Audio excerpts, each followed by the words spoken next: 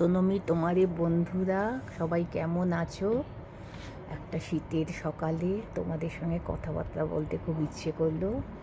কালকেই আমরা দেখেছিলাম, তোমরা জানো সবাই যে আমি প্যারিসে এসেছি, ফ্রান্সের রাজধানী প্যারিস।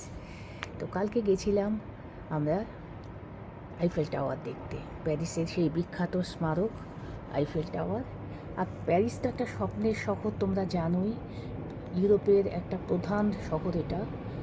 আর পৃথিবীর সর্বশ্রেষ্ঠ শিল্পকলা, ফ্যাশন, কৃষ্টি, স্থাপত্য, সাহিত্য, সঙ্গীত, আর্ট সব কিছুরই এটা একটা বিশাল সেন্টার, এটা গ্লোবাল সেন্টার। তো সেখানে আমরা প্রথমেই চলে গেছিলাম ওই আইফেল টাওয়ারের কাছে। আইফেল টাওয়ার তো জানোই তোমরা, এটা কিন্তু বিশাল উল্লেখযোগ্য হলো 330 মিটার উচ্চতা এবং 81 তলার এই উচ্চতম নির্মাণ। এর ওপরে যদি ওঠা যায় তাহলে সমগ্র প্যারিস শহরকে দেখা যাবে। আর এটি রট আয়রন ল্যাটিস টাওয়ার, চ্যাম্প দ্য মার্সে অবস্থিত। এই লৌহ স্থাপত্যের ডিজাইন ও নির্মাণ করেছিলেন বিখ্যাত ইঞ্জিনিয়ার গুস্তাভ আইফেল 1887 থেকে 1889 মধ্যে। আর তার নামেই নামাঙ্কিত এই আইফেল টাওয়ার। অপূর্ব অপূর্ব, সামনে থেকে দাঁড়িয়ে বিস্ময় লাগছিল। আর রাতের বেলায় আলোকমালায় সজ্জিত এই আইফেল টাওয়ারের দর্শন তো একটা দুষ্প্রাপ্য অভিজ্ঞতা। তা চলো আমরা একটু দেখি।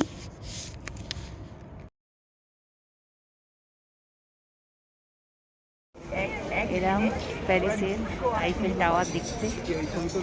দেখো, আজকে সানডে, একটা রৌদ্র করজ্জ্বল দিন।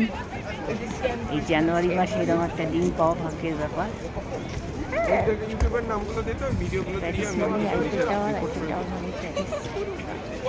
এই সেই প্রচুর ভিজিটার চলে এসেছে আজকে ছুটির দিনকে।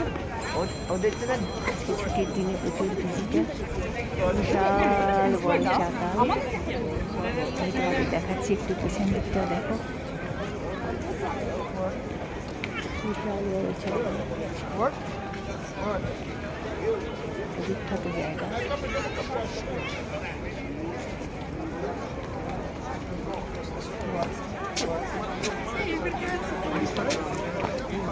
আমরা ওপর থেকে দেখছি, এই যে রাস্তা, আইফেল টাওয়ারের মাঝখান দিয়ে রাস্তা চলে গেছে, গাড়িঘোড়া যাচ্ছে, আমরা উপর থেকে দেখছি। যাবো ওখানে।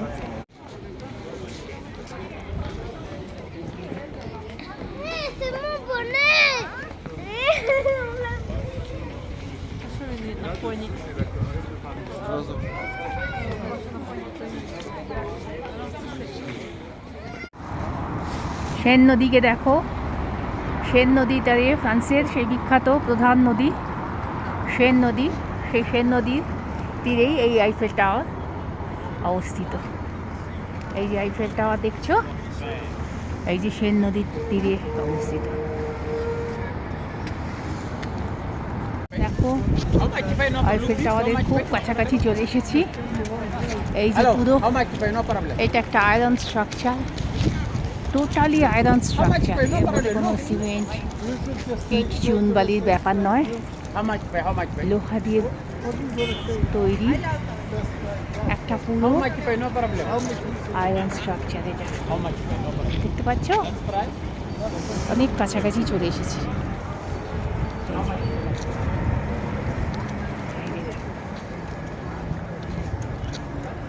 এই যে দেখো, আয়রন স্ট্রাকচার।